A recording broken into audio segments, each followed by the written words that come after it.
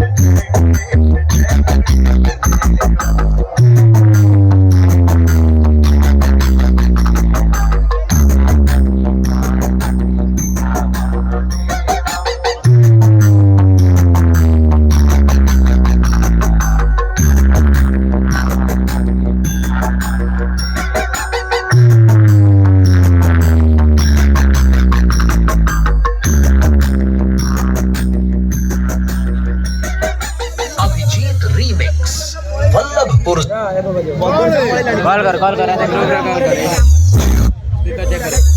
मेरे प्यारे साथियों और सभी क्षेत्रवासियों, रोमिला म्यूजिक का प्यार भरा नमस्कार। तो चलिए आप सभी को अपने साउंड चेक की तरफ लेकर चलते हैं। शुरू करते हैं एक धमाकेदार sound check. Attention please, frequency check warning. High frequency,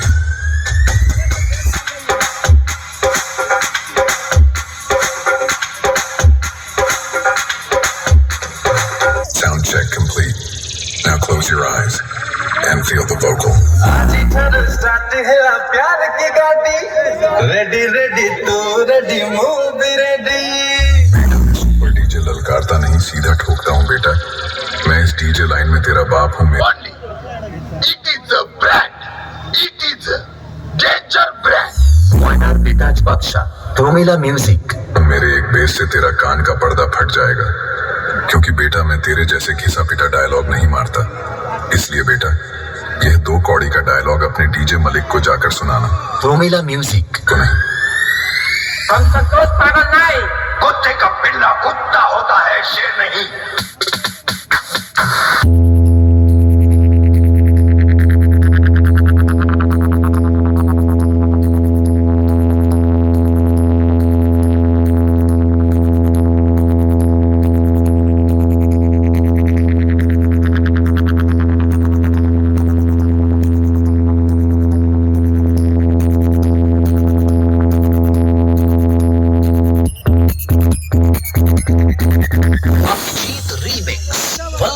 से सुन बेटा, अगर तू एक बाप की औलाद है तो रोमिला म्यूजिक को हरा कर दिखा।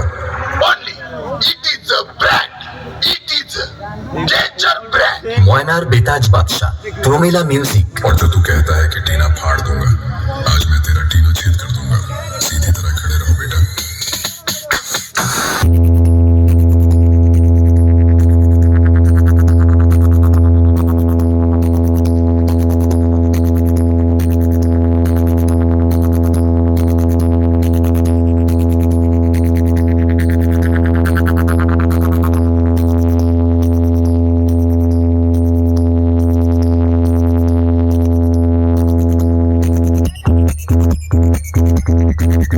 अभिजीत रीमिक्स वल्लभपुर से।